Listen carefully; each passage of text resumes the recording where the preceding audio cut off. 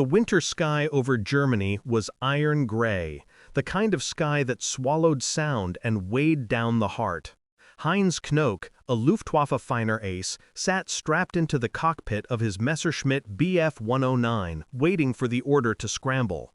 The radio crackled with urgency. Reports came in. A massive formation of American bombers had crossed the Rhine and was heading east. Knoke had flown countless missions. He had survived fire, shrapnel, and near-death plunges, but nothing could prepare him for the sight that soon unfolded above him. As he climbed into the sky, breaking through the clouds, he saw them. Hundreds of B-17 flying fortresses, silver giants glinting in the weak sunlight, stretched across the horizon like an endless wall of steel. The bombers flew in tight formations, their defensive guns scanning the skies, their course steady and unshakable.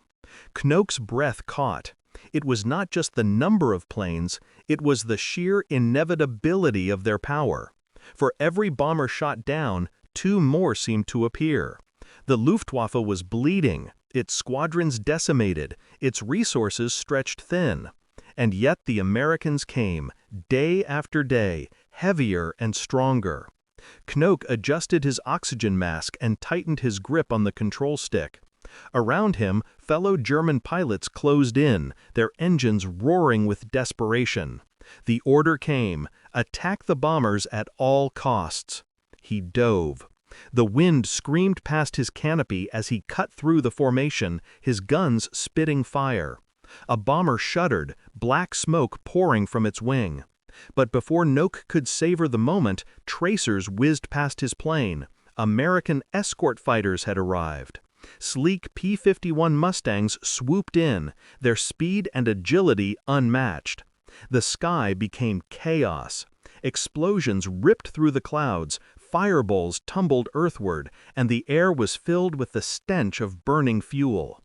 Knoke twisted and turned, his heart pounding. He managed to shake one Mustang from his tail, but another appeared instantly, forcing him into a desperate dive. In the split second between life and death, a chilling thought struck him. This cannot be won.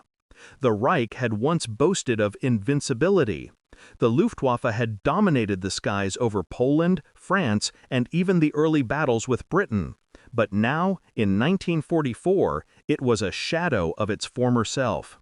Fuel shortages crippled training. Young boys were rushed into cockpits with barely enough hours of flight, and factories were being reduced to rubble by the very bombers Knoke now fought against.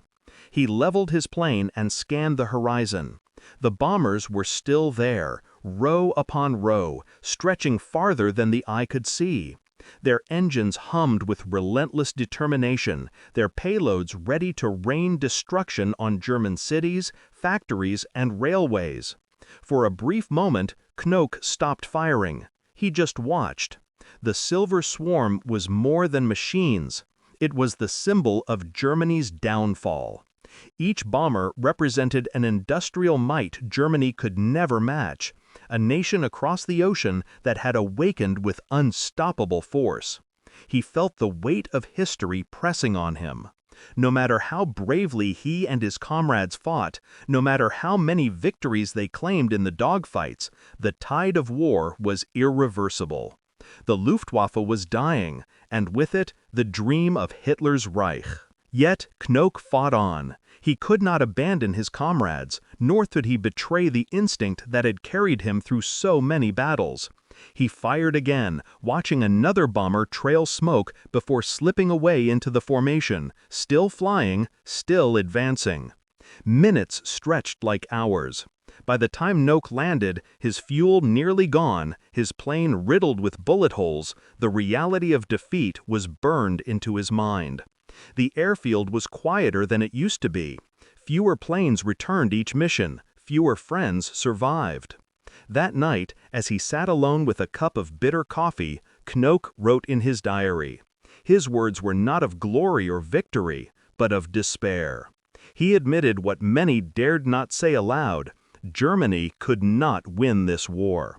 The endless stream of American bombers proved it.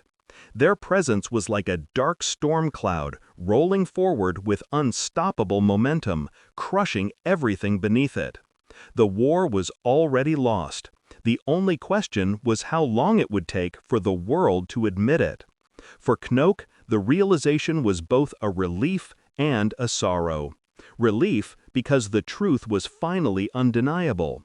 Sorrow because he knew he and thousands of others would still be sent into the sky to fight battles already decided. As he laid down that night, the roar of engines echoed in his ears. The vision of the bombers haunted him, massive, gleaming fortresses in the sky, moving eastward like a tide that no man could turn back. The Luftwaffe ace had seen the future, and it was written in silver wings and the endless thunder of American bombers.